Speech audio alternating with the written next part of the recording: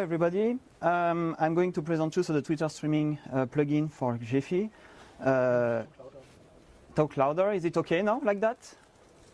Zozolala, like that is better now, okay? Yeah. Perfect. So it will be a very simple presentation. Please tweet, because I'm recording, you might have seen before the tweet, so maybe we can refine your tweets and etc. afterward. So don't be scared, it will be easy, and please tweet on the stuff. So who am I? So I'm Mathieu. I'm a simple software developer in a company that doesn't do anything with graph, but on side parts, I'm like a graph enthusiast. So I have several famous work that I've done, like visualization of graph, mainly some application that I've done on the web for graph and extra. Look at my name, type my name on Google, you will see that on Twitter. But today I'm talking to you for another project that I'm working on since a long time now, which is the graph streaming and the Twitter part with Gephi. So just to know, who knows Gephi here?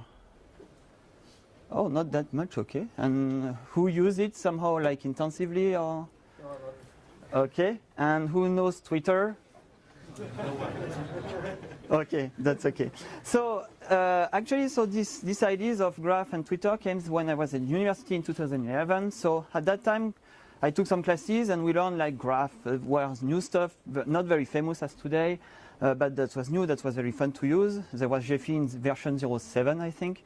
And also we have also this class of exploratory data analysis where you say, okay, I will analyze my data with some visualization first, and then I will do my hypothesis from what I'm seeing, what I can somehow deep dive, what I can filter from visualization perspective.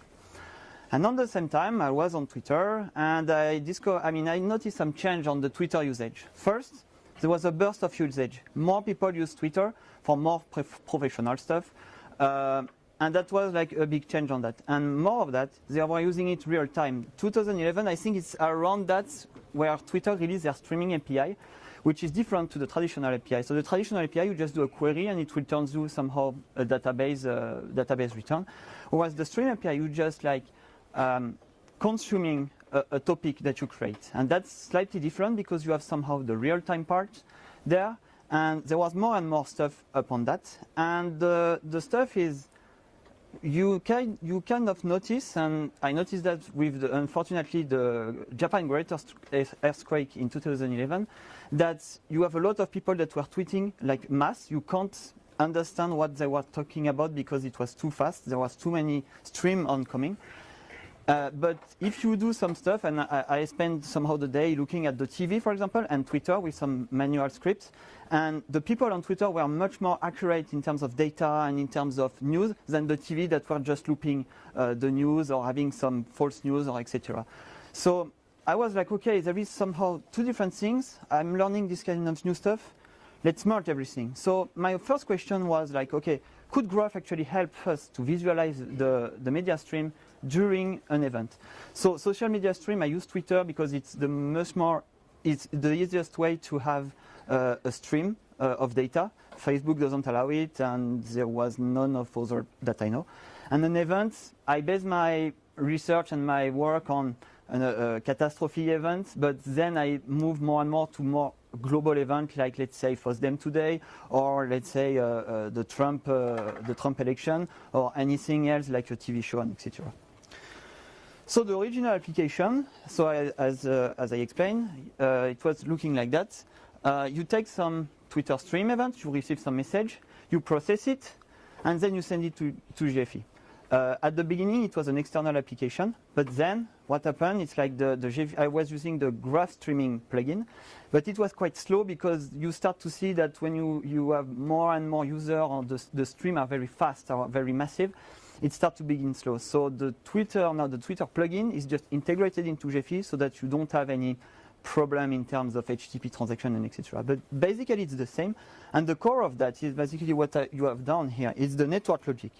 So the network logic is the algorithm that transforms the tweets to a graph. So for example, what I decide to do is to take very natural language as my modeling system. So you take all the entities like the user, the hashtag, the message, and you define that as a node.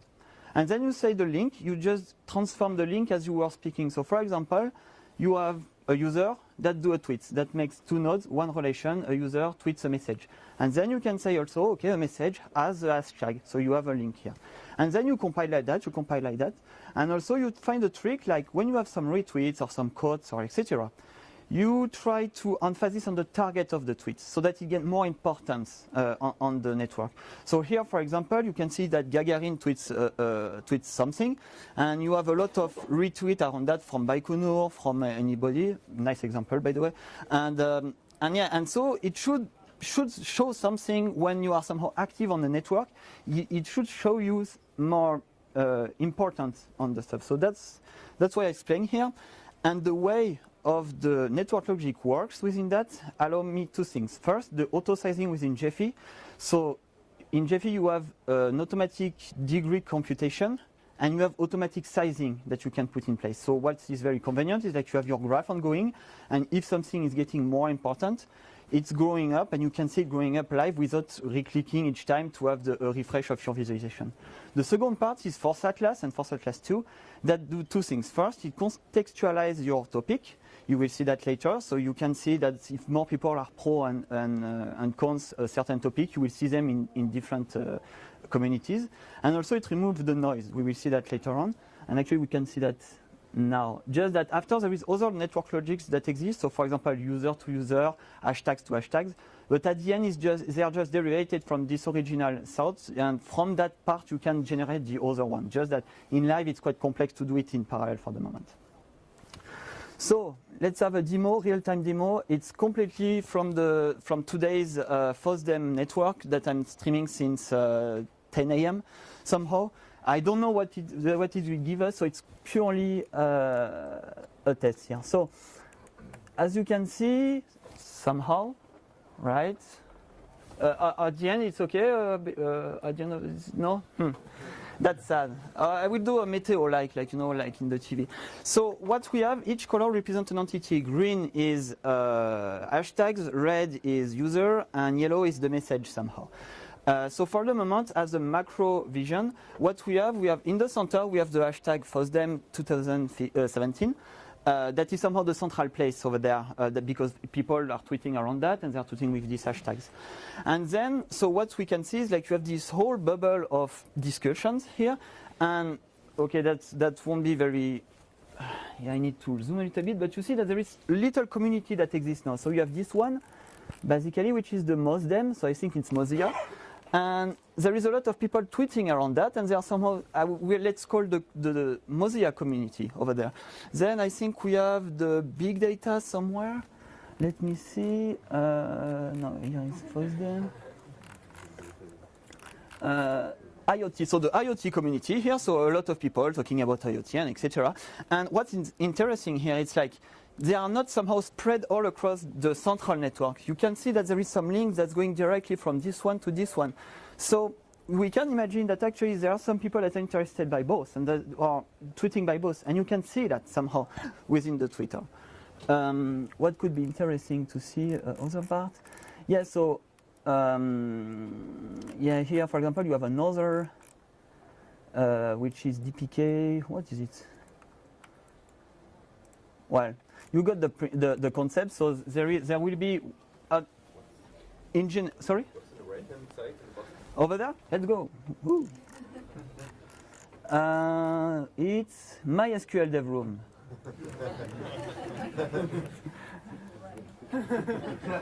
I let you judge what it means. Yeah. So basically, in most of our use case. Okay. In most of our use case, in most of the topic you will have a look, there will be a convergence within a big giant component. Not all the components will be connected. For example, you can see there that some people tweet, but they are not really connected to the global conversation, let's say. Sometimes they are pretty big, but pretty small. But usually what happens inside your search that you will do, you will have a big component that will exist. That is the core of your topic. Everybody will be, that are linked over there, make somehow sense to the global topic you are looking for. It will be very rare to find two big giant components within the same topic. Or if you have two, it means that they are completely unrelated somehow.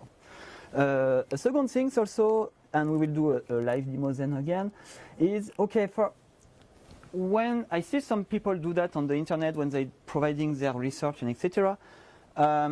That they are keeping their search within their visualization, and the problem is you have this kind of let's say star here that monopolize everything because everybody's tweeting that. So I mean it's like looking something on something that exists already. I mean the graph exists because you're looking at that, so why looking at that? And second, it somehow mismatch the size of the nodes because everybody's tweeting that, but somehow it will hide the other size of the nodes for other topics.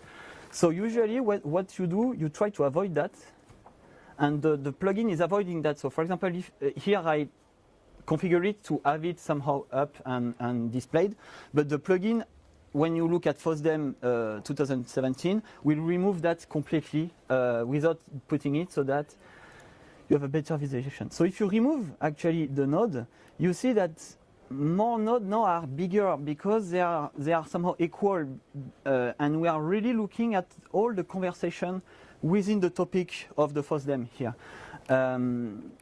Yeah, so what happened, it's like, see, all these nodes basically will go off. The Force Atlas will get them off, but that's okay because they are not integrated into another conversation here. And what we can reveal here, it's like, okay, you have some guys that are talking to open source.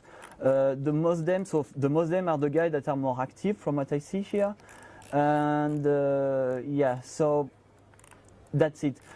I will tell you that after, but basically I'm not an expert. I'm not guys that have some social class or whatever. So everything that I explain to you is just purely visualization part. I will talk to that later. So learning from experience, yeah, so that's basically what I tell you. So you have one giant component that describes the core of your topic. The liveness of the graph makes the hot trend very easy to spot, because you will see, we didn't see here because there is not something that is mainly retweet. You will see that a node will appear and will create a lot of nodes, a lot of edge with other nodes that exist, for example, and it will somehow make the graph very panic because he will have to reshuffle everything and etc. and it will grow. And then you see, oh, actually this guy is getting a lot of retweets, and it's very important to know what are the hot trends when you're looking at an important event, for example. And also, like we saw before, there is some context because the giant component is organized in multiple, let's say, community inside this component. And thanks to Force Atlas, basically, you will have the nodes, the entity will be contextualized because everybody talks to everybody that looks the same somehow. So if you have a case where you have people that are pro and cons a certain topic, you will have any message that will be merged either to the pro part or the cons part, but you will see that you will know that, oh, this message actually, I saw that it's going to these people, so maybe I need to take care because that might be, for example, some fake news, for example, or anything like that. Yeah, so, okay, that was, for example, the example I show you. So to avoid to have your search within your visualization. So here, like you see, oh, there is a lot of graph over there, but that's just a star. But if you remove it, you have the component that's going out. So you can have much more insights about that. Detecting anomalies, we didn't see it yet, but it's very easy to detect bots, actually.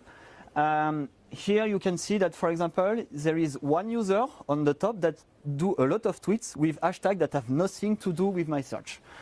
And basically, most of these cases, the graph will be very big, but will be outside the main, the giant component. So you will see you will see a lot of that, and you see that, okay, actually it doesn't mean anything for my search because they are out of any conversation. So you can just ignore them.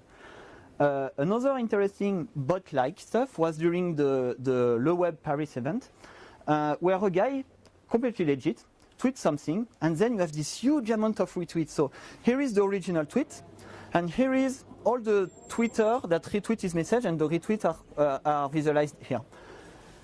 And what can we say with that? Well, I mean, I looked briefly on all the accounts that were retweeting the message. They sound sometimes legit, sometimes not legit, and etc. But what we can say is like, in terms of metrics, if you take, for example, the number of retweets, this guy will be on your top rank. But in terms of really contextualization of his tweet within the conversation, I will say is valueless, because basically it's not contextualized. None of these users here were talking before, or none of these users will talk after. I mean, I keep this data running for hours, and it stays like that. So here what we can detect is basically, yeah, the guy tweets something, he used somebody to retweet it to get famous on the metrics part, but in terms of conversation, no value. So that's very interesting. Yeah, so as I say, you will see a lot of different similar structures. So here it was, I think it was another Le Web or another convention that I see. So here I use the user to user. Same issue, you have a big component and you see communities that emerge from that. So here you have a community of Nito and other from SEO and a little bit of Bortmeyer over there. So you can, but you see that in real time. When you have the Gephi, I mean, I can put that back Gephi, you see it in real time and you can see the evolution in real time, which is pretty cool to know. Then it starts to be a little bit tricky sometimes. So it's another convention here. So same issue, but you know, like it starts to be a little bit difficult to read because it's more sparse. The tweets are more sparse, and it appears that sometimes it's really like a cloud of users that are tweeting. So you can't really, you still have the community that exists over there around user or around topic, but that starts to be a little bit tricky to read.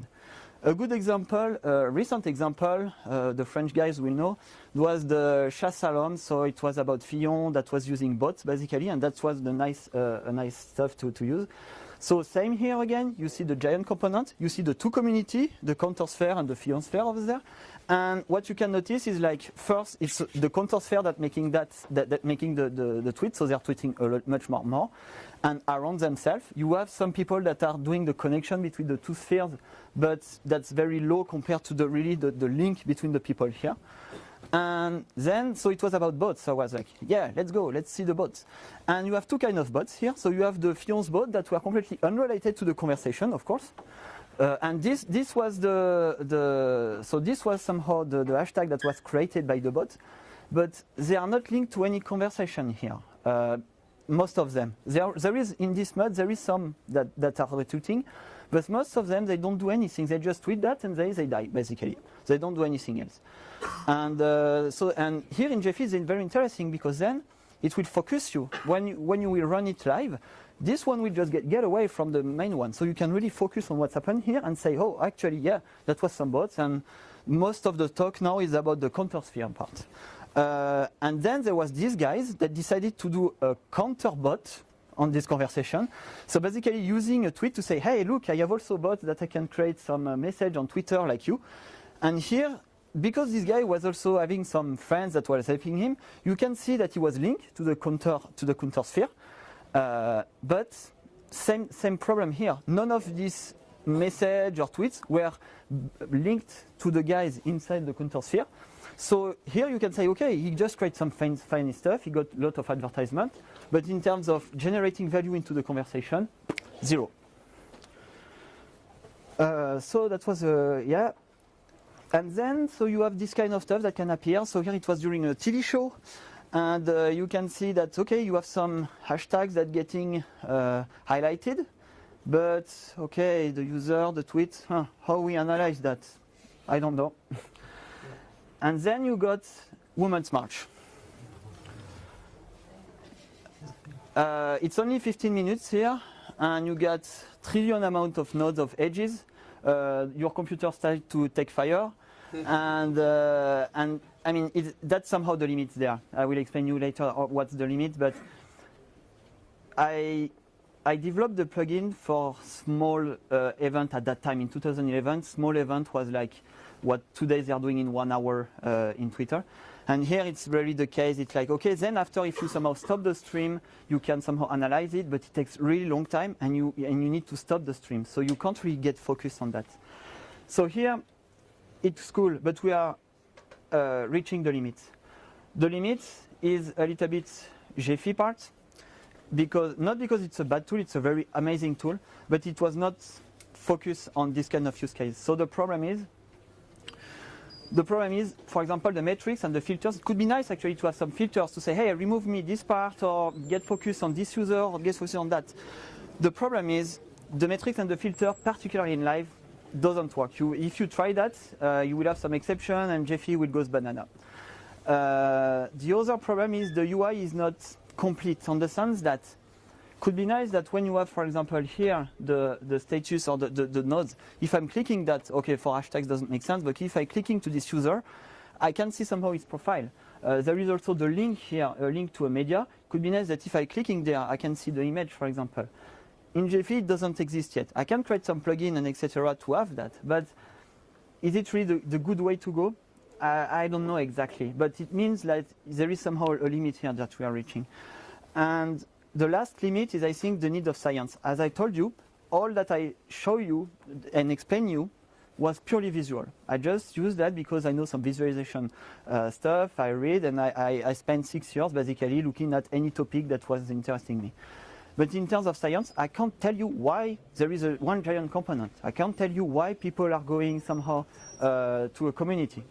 So here, I think it's something that now I need to focus on, is to find some people that are doing classes and etc., science classes, to find why not, to put some science upon this tool, so that then we can really know exactly what's happened and we can detect maybe more stuff and we can grow a little bit to that.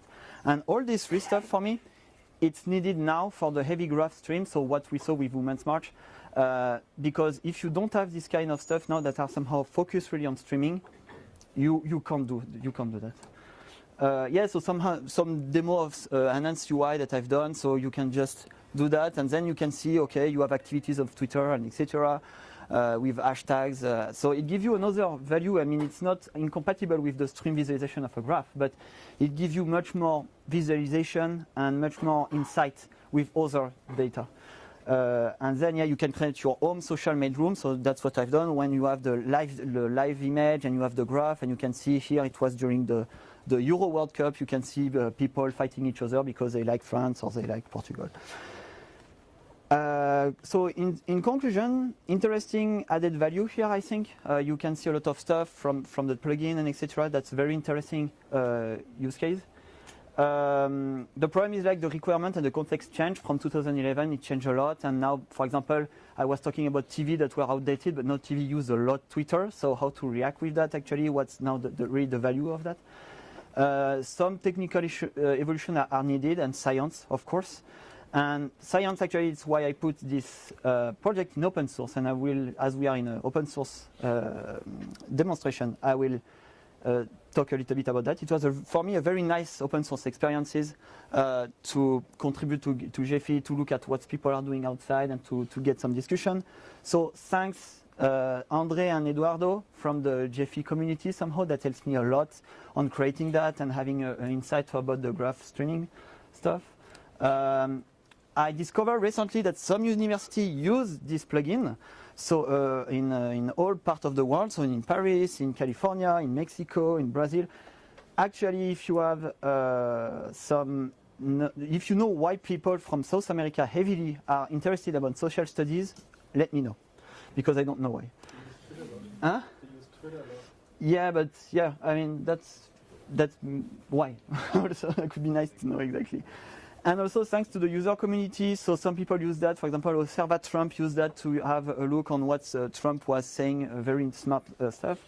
Some Forsenic studies. With Clément Levala, we start to have Gephi tutorials dedicated for this plugin also. And other people that are sometimes translating to have a tutorial that makes sense or to explain what they've done. And many more.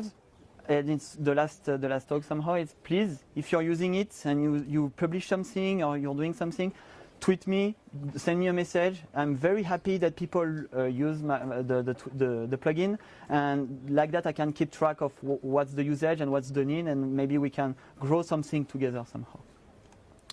So merci beaucoup.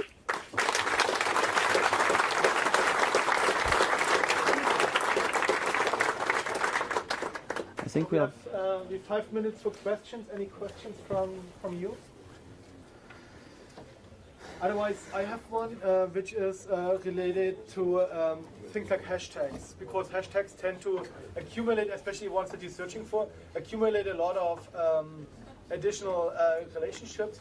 Did you try to kind of reduce that noise by saying, okay, I will not kind of track hashtags beyond a certain size. I just kind of notice that they are there, but I will not put them in. And did that make any difference? Well, somehow it exists because when you're looking at a certain hashtag and it appears into the stream, the algorithm will avoid it. So there is a first bridge to say, because this one will somehow aggregate the stuff, that was I was explaining.